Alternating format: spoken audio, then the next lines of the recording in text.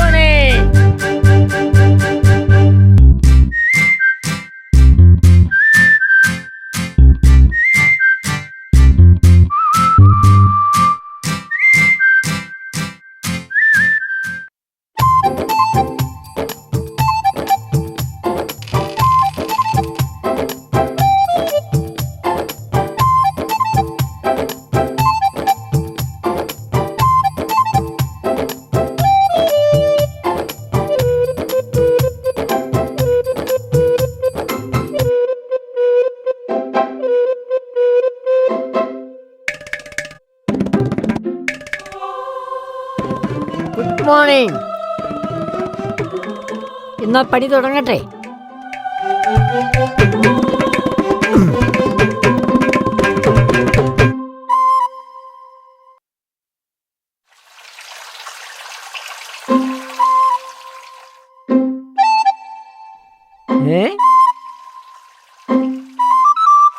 ചാർലിയുടെ നെഞ്ചത്താണോ ചമ്മന്തി അരയ്ക്കുന്നത്?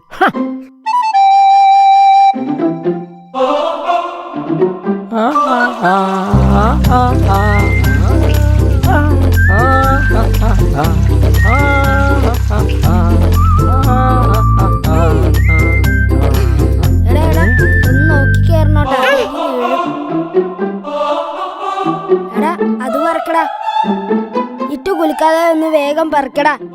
എടാ ആ കിടക്കണ കണ്ട, അത് നല്ലൊരു പഴോ, അത് പഴുത്തിട്ടും ഉണ്ട്. ഒന്ന് പോടാ, അതൊന്നും പഴുത്തിട്ടില്ല. അങ്കിള് ഓടിക്കോ, ഓടിക്കോ, ഓട് ഓട് ഞങ്ങളെ, അയ്യോ ഓടിക്കോ, പിടിച്ചേ, വാ വാ പിടിക്ക്, വാ പിടിക്കാൻ പിടിക്കാങ്ങളെ, വാ വാ ഞങ്ങളെ പിടിക്ക്, ഞങ്ങളെ പിടിക്കൂട്ടാ, വാ വാ വാ. അയ്യോ അയ്യോ അയ്യോ.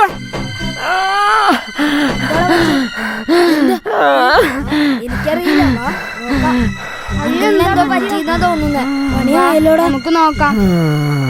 അങ്കിളെ അങ്കിളെ പോണോ? അങ്കിളെ അയ്യോ. അമ്പട വില്ലന്മാരെ, നിങ്ങളെ ഒന്ന് പിടിക്കണമെന്ന് ഞാൻ കുറെ നാളായി വിചാരിക്കുന്നു. ഇന്നാണ് പിടുത്തം കിട്ടിയത്. നിങ്ങളെ രണ്ടിനെ ഞാൻ. അങ്കിളെ സോറി അങ്കിളെ, ഇനി ഞങ്ങൾ വരില്ല, ഞങ്ങളെ വിട്ടേക്ക്. മക്കളെ, ഈ പേരയിൽ കിടക്കുന്ന പേരയ്ക്കൊക്കെ ആർക്ക് തിന്നാനുള്ളതാണെന്ന് അറിയാമോ? അറിയാം, അങ്കിളിനൊക്കെ തന്നെയല്ലേ. അല്ല, നിങ്ങൾക്ക്, നിങ്ങളെ പോലെയുള്ള കുട്ടികൾക്ക് കഴിക്കാനുള്ളതാണ് പ്രകൃതിയിലെ പഴങ്ങൾ. അത് ഉള്ളിടത്ത് ചെന്ന് ആദ്യമേ മര്യാദയ്ക്ക് ചോദിക്കണം. ചോദിച്ചിട്ട് തന്നില്ലെങ്കിൽ കയറിപ്പറിക്കണം. നിങ്ങൾ ഇന്ന് വരെ എന്നോട് ചോദിച്ചിട്ടുണ്ടോ? ഇല്ല. അതാ കുഴപ്പം. ഇനി വാ, നമുക്ക് ഒന്നിച്ച് പറിച്ച് തിന്നാം. വാ മക്കളെ.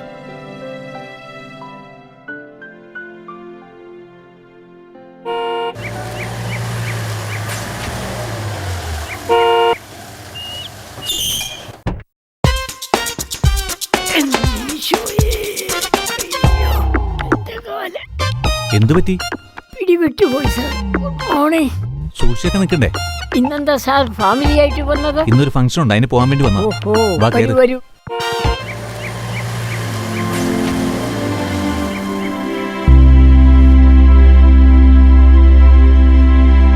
പോട്ടെ പോട്ടെ പോട്ടെ പോട്ടെ, അകത്തോട്ട് കയറി പോട്ടെ.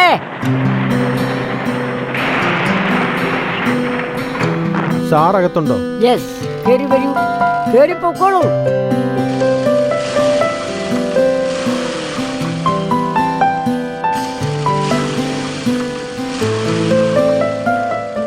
ഇവിടെ പേരെഴുത്. ഫോൺ നമ്പർ, വന്ന ടൈം.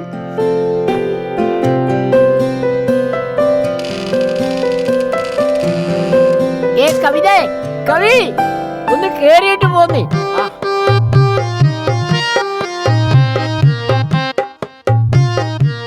കവി ഒന്ന് കേറിയിട്ട് പോ. എത്ര നാളായി കണ്ടിട്ട്. ചാർലി ചേട്ടാ, ആ വിളി എനിക്ക് സൂചിച്ചു. കവി കൊള്ളാം. വാ കേറേ, ഇത്തിരി നേരം ഇരുന്നിട്ട് പോകാം. ചാർലി ചേട്ടാ, അത് പിന്നെ പിന്നീട് ഒരു ദിവസം ഓ പിന്നെ ഇങ്ങോട്ട് വന്നേന്നേ. വാ ഇരിക്ക്. ചാർലി ചേട്ടാ, ആ. മോൻ വിദേശത്തായിട്ടും ചേട്ടൻ എന്തിനായി സെക്യൂരിറ്റി പണി ചെയ്യണേ? പുറം വരുമോ ഉപ്പിലിട്ടത്?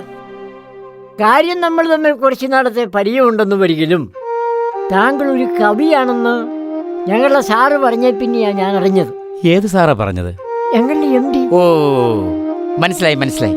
നിങ്ങളുടെ MD എന്റെ ജൂനിയർ ആയിരുന്നു. ആഹാ. ചാർലി ചേട്ടാ, ഒരു കാര്യം ഞാൻ പറഞ്ഞേക്കാം. മേലാൽ എന്നെ കവി എന്ന് വിളിക്കരുത്. എന്തുകൊണ്ട്? ചോരത്തിളപ്പിന്റെ കാലത്ത് കള്ളിനും കഞ്ചാവിനും വേണ്ടി എഴുതി കൂട്ടിയ ചില വിഡിത്തങ്ങൾ. അനുഭവമുള്ളവനാണ് ചേട്ടാ കലാകാരനാകേണ്ടത്. ജീവിതാനുഭവങ്ങളുടെ പ്രവാഹമാണ് കഥയും കവിതയുമെല്ലാം. അനുഭവങ്ങളുടെ അഭാവം തിരിച്ചറിഞ്ഞ അന്ന് ഞാൻ എഴുത്തു നിർത്തി ഒരു പച്ചയായ മനുഷ്യനായി ജീവിക്കാനുള്ള ശ്രമത്തിലാണിപ്പോ. ഓഹോ, നിങ്ങൾ അന്ന് എഴുതിയ ഒരു കവിത ഒരു പ്രോഗ്രാമിൽ വെച്ച് ഞങ്ങളുടെ MD നന്നായി ആലപിക്കുന്നത് കേട്ടു. വയലുകൾ മരിക്കുന്നില്ല എന്നോ മറ്റോ അതിന്റെ പേര്. വയലിനെ കുറിച്ചും മണ്ണിനെ കുറിച്ചും കാടിനെയും മേടിനെയും ഒക്കെ പുകഴ്ത്തി പാടിയത് ആരാ? എന്നെ പോലുള്ളവർ. തേറും ചെളിയും എന്തെന്നറിയാത്തവർ, കുന്നും പുഴയും ആഴവും പരപ്പും കണ്ടിട്ടില്ലാത്തവർ, വെള്ളിക്കരണ്ടി കൊണ്ട് പാൽക്കഞ്ഞു കുടിച്ച ടേമ്പക്കത്തിന്റെ വിരസതയിൽ അവരെഴുതി കൂട്ടി. അത് വായിക്കാൻ കുറെ പേർ, അവാർഡ് കൊടുക്കാൻ മറ്റു ചിലർ, ഒരു വക സുഖിപ്പിക്കൽ. അല്ലാതെന്താ? പാടത്തും പറമ്പിലും പണിയെടുക്കുന്നവന് നമ്മൾ അന്നം കൊടുത്തില്ല, അക്ഷരം കൊടുത്തില്ല. അതുകൊണ്ട് അവരെഴുതിയുമില്ല. ഭാഗ്യം. അതുകൊണ്ട് നമ്മളൊക്കെ കവിയും കലാകാരനും ഒക്കെയായി. അങ്ങനെ പലതും. ഇനി ഞാനിവിടെ നിന്നാ നിങ്ങൾ എന്നെ മറ്റൊരു പേര് വിളിക്കേണ്ടി വരും. ഞാൻ എന്ത് പേര് വിളിക്കാനാ? അല്ല, ആ പേര് എനിക്ക് വലിയ ഇഷ്ടമാ. നിങ്ങൾ എന്നെ ആ പേര് വിളിച്ച എന്തോ എന്ന് ഞാൻ വിളി കേൾക്കും. ആ പേരെന്താന്നറിയണ്ടേ? അറിയണം. ഭ്രാന്തൻ.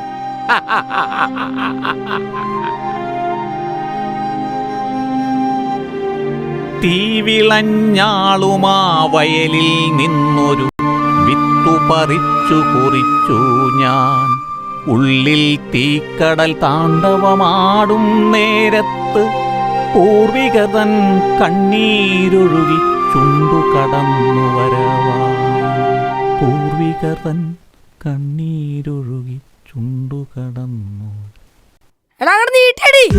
എടാ ഒന്ന് പൊക്കിയടിടാ. ഗോളടി. പാസ്. നന്നായി പാസ്. അയ്യോ, പണി മാറിയല്ലോ. നമ്മൾ എന്ത് ചെയ്യും? ഏതവനാടാ ഈ പണി കാണിച്ചത്? ഇവരെയൊക്കെ ഇന്ന് ഞാൻ ഒന്നും മിണ്ടാതെ വാടാ. പണ്ട് ഇവിടെ ഒന്നും കാണുന്നില്ലല്ലോടാ. ആ ചെടിയുടെ എവിടെയെങ്കിലും. എടാ ബോളാ എടുത്തിരിക്കുന്നത്. ഇല്ല, ബോളാ. എടാ, പതിയെ പതിയെ.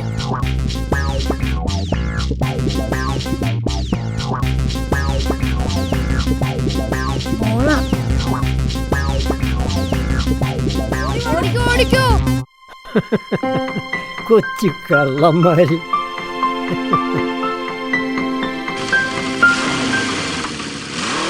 പോട്ടേട്ടോ. Okay okay.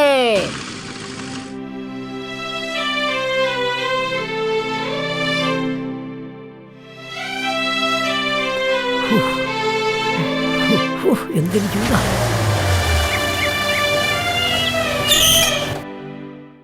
സർ, നമ്മുടെ കവി വന്നിരുന്നു. ഒരു വരവും ഒരു പോക്കുമായിരുന്നു. പുള്ളി അങ്ങനെയാ. അല്ല, താങ്കളുടെ പോക്കെന്തായി? ടിക്കറ്റൊക്കെ ഓക്കെ ആണോ? അറിയില്ല സർ. മോൻ പറഞ്ഞത് നാളെ റെഡിയാകുമെന്ന്. പിന്നെ ഞാനൊന്ന് കുറച്ച് നേരത്തെ ഇറങ്ങും. 1-2 പേരെ കാണാനുണ്ട്. അല്ല, ചാർലിയേട്ടൻ എവിടെ പോവാ? ഓ, ഞാനത് പറയാൻ മറന്നുപോയി. ചാർലിയേട്ടൻ മോൻ്റെ കൂടെ വിദേശത്തേക്ക് പോകുക. ഇവിടം വിട്ടു പോകാൻ ഒട്ടും മനസ്സുണ്ടായിട്ടല്ല മോളെ. നമ്മളെല്ലാം ജീവിക്കുന്നത് മക്കൾക്ക് വേണ്ടിയില്ല. അവനും ഭാര്യയ്ക്കും ദുബായിൽ ജോലി കിട്ടിയ കാലം മുതൽ ഞങ്ങൾ രണ്ടുപേരും ഒറ്റയ്ക്ക. ഇതുവരെ ഞങ്ങളെ അങ്ങോട്ട് കൊണ്ടുപോകാൻ അവന് സാധിച്ചില്ല. ഇപ്പോ ഞങ്ങളെ കൂടി അവിടെ താമസിപ്പിക്കാനുള്ള ഏർപ്പാടൊക്കെ ആയി. സാറേ, ഈ ദിവസം ചിലപ്പോ ഇവിടുത്തെ എൻ്റെ ലാസ്റ്റ് വർക്കിംഗ് ഡേ ആയിരിക്കും. ഞാൻ പോയാ പിന്നെ നമ്മൾ തമ്മിൽ കാണുമോ സാറേ? എന്താ ചാർലിയേട്ടാ ഇത്? ചാർലിയേട്ടന് എന്ന് വന്നാലും ചാർലിയേട്ടന് ഒരു സ്ഥാനം ഇവിടെ എന്നും ഉണ്ടാവും. പിന്നെ ചാർലിയേട്ടന് പകരമുള്ള ഒരാളെ തപ്പിക്കൊണ്ടിരിക്കുക, ഇതുവരെ കിട്ടിയില്ല. ബാ, ഇതിരിക്കട്ടെ. ഇപ്പൊ തന്നെ പൊയ്ക്കോളൂ. കീ ജോർജിനെ ഏൽപ്പിച്ചാൽ മതി. ടാറ്റാ മോളെ. Okay Charlie. Okay sir. ഇതാ മോളെ. വാങ്ങിച്ചോ മോളെ.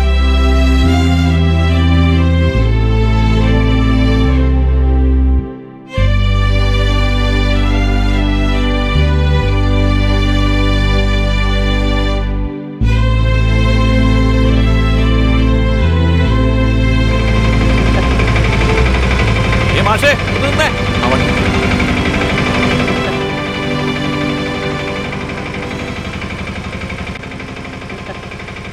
എന്തുണ്ട് വിശേഷം? സുഖം. ആ ചാർലി ചേട്ടാ, യാ. ഇവരെനിക്ക് വേണ്ടപ്പെട്ട പിള്ളേരാ. ഓവോ. ഇവർക്ക് ചേട്ടനോട് എന്തോ സംസാരിക്കാൻ. എന്താ മക്കളെ?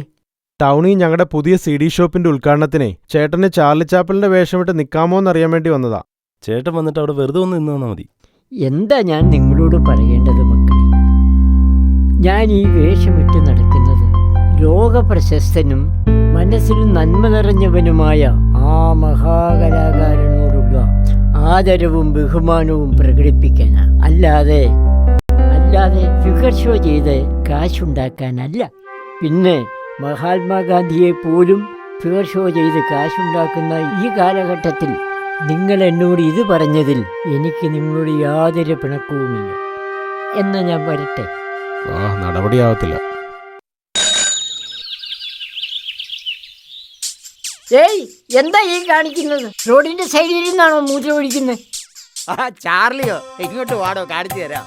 എന്ത് കാണിച്ചു തരാമെന്ന്? മൂത്രം ഒഴിക്കണോ? ഞാൻ എന്താ ചെയ്യണെന്ന് കാണിച്ചു തരാം. വാ.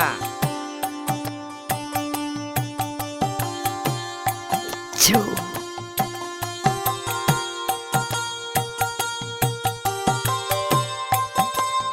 കണ്ടോ? എടോ, മരം ഒരു വരമ, പരിസ്ഥിതി അമ്മയാണെന്നൊക്കെ പ്രസംഗിക്കാൻ ലേഖനങ്ങൾ എഴുതിയാൽ മാത്രം പോരാ, ഇതുപോലെ എന്തെങ്കിലും നട്ടുപിടിപ്പിക്കണം. ഇതിനെയൊക്കെ കുറിച്ച് എഴുതി കാശുണ്ടാക്കുന്നവന്മാർ ഓരോ ചെടി നട്ടുപിടിപ്പിച്ചിരുന്നെങ്കിൽ ഈ നാട് എന്നേ കാടായേനെ. കാട്ടിൽ കാടില്ല, പിന്നെ ആ നാട്ടിൽ കാട്. അല്ല, ഇത് ഏത് മരമാ? ആ, ഏത് മരമാണെന്ന് ചോദിച്ചാൽ എനിക്കറിയില്ല. പക്ഷെ ഞാനിതിനെ മുത്തങ്ങ എന്ന് പേരിട്ടിരിക്കുക. മുത്തങ്ങ മരമോ? അതെ, മുത്തങ്ങ മരം തന്നെ. നമ്മുടെ ആദിവാസികളുടെ പ്രഷറുണ്ടായ സ്ഥലമില്ലേ, ആ, മുത്തങ്ങ, ആ. ഞാൻ അവിടെ നിന്ന് കൊണ്ടുവന്നതാ. അപ്പോ കുറച്ചു നാളായി ഇവിടെ കാണാഞ്ഞത് അതാണ്. അത് തന്നെ, അത് തന്നെ. മുത്തങ്ങ, ചെങ്ങറ, മൂലമ്പിള്ളി, ഒളപ്പിൽശാല തുടങ്ങിയ പ്രശ്നബാധിത പ്രദേശങ്ങളിൽ സഞ്ചരിക്കലായിരുന്നു എൻ്റെ ജോലി. ഓ, അല്ല, എന്താ ഈ പുതിയ നീക്കത്തിന്റെ ഉദ്ദേശം? ഏയ്, ഒരു ഉദ്ദേശവും ഇല്ല. പിന്നെ അവിടുത്തെ പാവങ്ങളെ ഒന്ന് കാണാം, ആ, അവരുടെ ദുഃഖത്തിൽ അല്പനേരം ഒന്ന് പങ്കാളിയാകാം, അത് ശരി. അത്രമാത്രം. കണ്ണു തുറക്കാത്ത ദൈവങ്ങളെ എന്ന് പാടിയ പോലെ ഉം. കണ്ണു തുറക്കാത്ത അധികാരികളും കണ്ണില്ലാത്ത വിപ്ലവകാരികളും ഇരുട്ടിൽ തപ്പുന്ന ഈ രാജ്യത്ത് ആ. ആദിവാസികളെ പോലുള്ളവർ വോട്ട് ബാങ്ക് അല്ലാത്തതിനാൽ എന്നും കുന്നും അവരുടെ ഗതി ഇത് തന്നെ. ഒന്നോർത്താൽ തൻ്റെ ജീവിതമാണ് സുഖം. ഭാര്യയും കുട്ടികളും ഒന്നുമില്ലാതെ ഒറ്റത്തടിയായി ജീവിക്കുന്ന തനിക്ക് ഇതുപോലുള്ള പ്രശ്നങ്ങളിൽ പോകുവാനും പ്രതികരിക്കാനും ഒക്കെ കഴിയും. ഒറ്റത്തടി പരമസുഖം.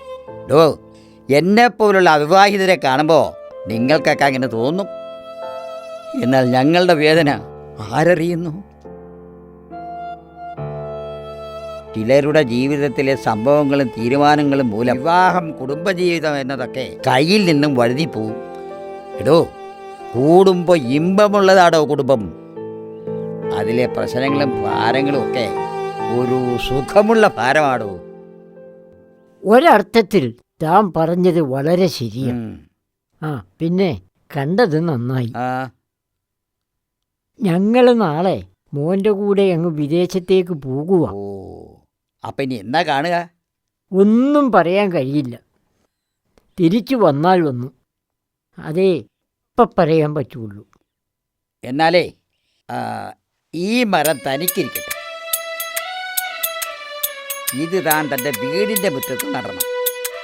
ഞാനും താനും ഒക്കെ ഇവിടെ വിട്ട് പോയാലും നമ്മൾ നട്ട ഈ മരം നമ്മളുടെ സ്മാരകങ്ങളായി വരും തലമുറയ്ക്ക് ഒരു തണലാകട്ടോ.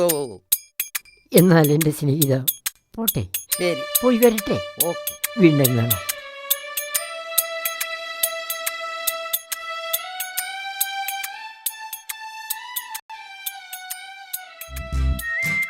Oh.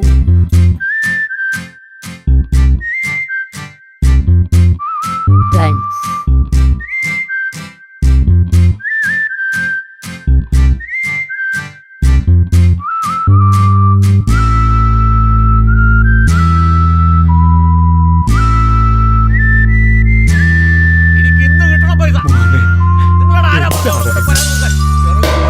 എങ്ങോട്ട് പോവാൻ? അങ്ങനെയൊന്നും പറയില്ലേ മോനെ. ഇനി ഞങ്ങൾക്ക് നീ അല്ലാതെ ആരാടാ?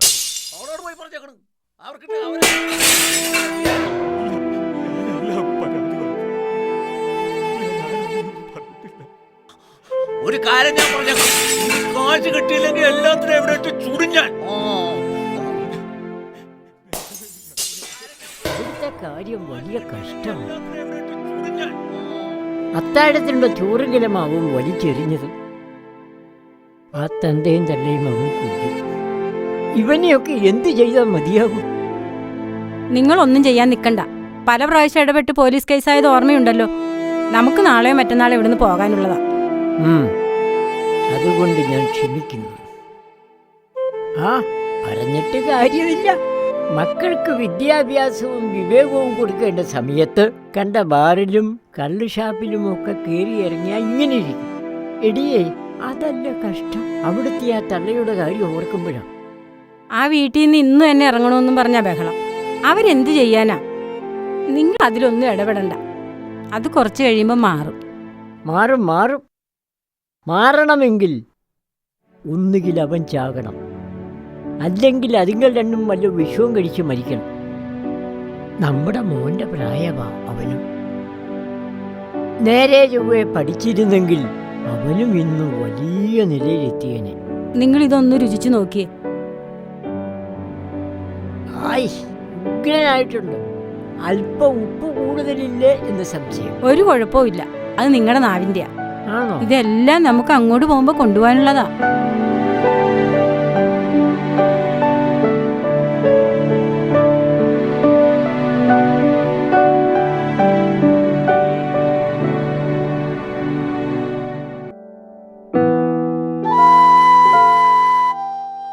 നിങ്ങൾ എന്തീ നോക്കി നിൽക്കണേ? ഇല്ല, ഈ നാട് വിട്ടു പോകുന്നത് പോലെ ഈ വേഷവും ഇന്നത്തെ കൊണ്ട് വിടുകയാണെന്ന് ഓർക്കുമ്പോൾ ഞാൻ ആലോചിക്കുക, ഇതും കൂടി അങ്ങ് കൊണ്ടുപോയാലോ? അതൊന്നും വേണ്ട. അവൻ അതൊന്നും ഇഷ്ടപ്പെടൂല. അല്ല, അവൻ എന്നാ പോണേന്ന് വല്ല ഉറപ്പിച്ച് പറഞ്ഞോ? ചിലപ്പോൾ നാളെയാകാം, അല്ലെന്ന് വരികിൽ മറ്റന്നാൾ. ഏതായാലും നമ്മൾ റെഡിയായിട്ടിരിക്കണം. ആ, അത്താഴം കഴിച്ച് നേരത്തെ കിടക്കാം.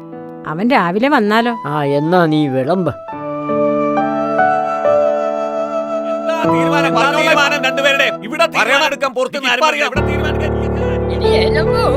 അവിടെ ചെന്നിട്ട് വേണം നദിയുടെ തീരത്തൂടെ എന്റെ കയ്യെ പിടിച്ചുകൊണ്ടൊന്ന് നടക്കാൻ.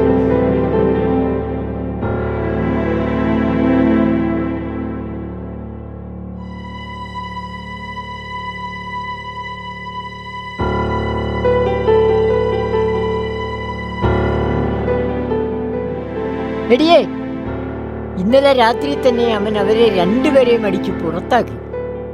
ദേ, വീട് പൂട്ടിയിട്ടിരിക്കുന്നു. എന്ത് ചെയ്യാനാ? അതും കൂടെ ഒരു വിധി. ഒരനിയത്തിയോ മറ്റോ അടുത്തങ്ങ് താമസിക്കണ കാര്യം ഇടയ്ക്ക് പറയാറുണ്ടായിരുന്നു. അങ്ങോട്ടോ മറ്റോ പോയി കാണും.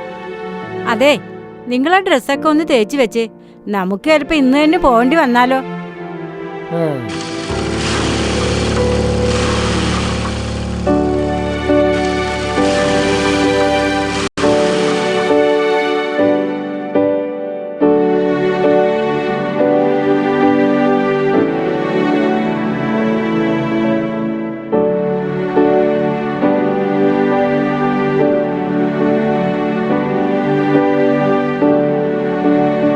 മോനെ, ടിക്കറ്റിന്റെ കാര്യമല്ലോ ഓക്കെ ആയോ?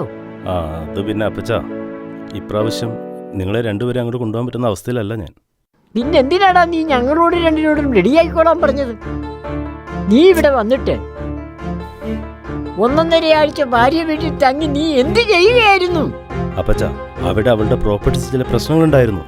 അതിന്റെ പല പേപ്പേഴ്സും ശരിയാക്കാനുണ്ടായിരുന്നു. പിന്നെ അതിന്റെ ഇടയ്ക്ക് നിങ്ങളെ കൊണ്ടുപോകാനുള്ള ശ്രമങ്ങളും ഞാൻ നടത്തി നോക്കിയതാ. ഇപ്പൊ മനസ്സിലായി. ഭാര്യയുടെ സ്വത്തിന്റെ കാര്യം ശരിയാക്കാനാ നീ വന്നത്, അല്ലാതെ നമ്മളെ കൊണ്ടുപോകാനല്ലടി ഇവൻ വന്നത്. ഓ, എന്റെ തലപോക്കിനാ ഞാൻ അങ്ങനെ പറഞ്ഞു പോയത്. നാശം. മോനെ, നിന്റെ ഇളയ കുഞ്ഞിനെ ഞങ്ങൾ ഇതുവരെ കണ്ടിട്ടില്ല. അവരെ ഒന്ന് കാണിച്ചിട്ട് നീ പിറ്റേ ദിവസം തന്നെ ഇങ്ങോട്ട് കയറ്റി വിട്ടോ. അല്ലെങ്കിൽ നീ അവരുമായിട്ട് കുറച്ച് ദിവസം ഇങ്ങോട്ട് വന്ന് താമസിക്കേ. അതൊന്നും നടക്കില്ല. ഞാൻ അടുത്ത ആഴ്ച പുതിയൊരു കമ്പനി ജോയിൻ ചെയ്യാൻ പോവാ. ഇനി പെട്ടെന്നൊന്നും ഇങ്ങോട്ട് വരാൻ കഴിഞ്ഞത് വരില്ല. ഇതുപോലെ വരാനാണെങ്കിൽ നീയൊക്കെ വന്നിട്ടും വലിയ കാര്യമില്ല. വർഷങ്ങൾ കൂടി നാട്ടിൽ വന്നിട്ട് ഒരേ ഒരു ദിവസം നീ ഞങ്ങളുടെ കൂടെ താമസിച്ചോ? അതെങ്ങനാ? ഇവിടെ AC ഇല്ലല്ലോ. AC ഉള്ള ഭാര്യ വീട് നിനക്ക് എന്നു മുതലാടാ ഉണ്ടായത്? അപ്പൻ അത് ഇതും പറഞ്ഞ വെറുതെ വിഷയം വഷളാക്കണ്ട. അതുകൊണ്ട് ദേ ഈ എഗ്രിമെന്റ് പേപ്പർ അങ്ങ് പിടിച്ചേ. മോനെ, നമ്മുടെ KK റോഡിലുള്ള അഭയം വൃദ്ധസദനത്തിലേക്ക് അപ്പച്ചനെയും അമ്മച്ചയും സ്പോൺസർ ചെയ്തുള്ള പേപ്പറാ. ആ, അപ്പച്ചനും അമ്മച്ചിക്ക് എപ്പോൾ ആവശ്യത തോന്നുമോ അവരെ ഫോൺ ചെയ്യേ വേണ്ടു. അവരും ഒന്ന് കൊണ്ടുപോയിക്കോളൂ. ദാ മോനെ, വൃദ്ധന്മാർ താമസിക്കുന്ന ഇടത്തെയാണ് വൃദ്ധസദനം എന്ന് പറയുന്നത്. അതിനാൽ ഫലത്തിൽ ഇതും ഒരു വൃദ്ധസദനം തന്നെയാണ്. നീ ഇത് കയ്യിൽ വെച്ചുകൊള്ളൂ. നിനക്കിത് ഭാവിയിൽ ആവശ്യം വരരുതേ എന്ന് ഞങ്ങൾ രണ്ടാളും ദൈവത്തോട് പ്രാർത്ഥിക്കും. വേണ്ടെങ്കിൽ വേണ്ട അമ്മച്ചി, ഞാൻ പോവാ. ഇന്ന് രാത്രി 10 മണിക്കാണ് ഫ്ലൈറ്റ്. മോനെ പോകല്ലേ. മോനെ, ഈ അച്ചാറെങ്കിലും ഒന്ന് കൊണ്ടുപോടാ. എന്റെ കുഞ്ഞിപ്പണി എന്ത് ഇഷ്ടമാണെന്നറിയാവോ? ഇതൊന്നും വേണ്ട, ഇതവിടെ വാങ്ങാൻ കിട്ടും.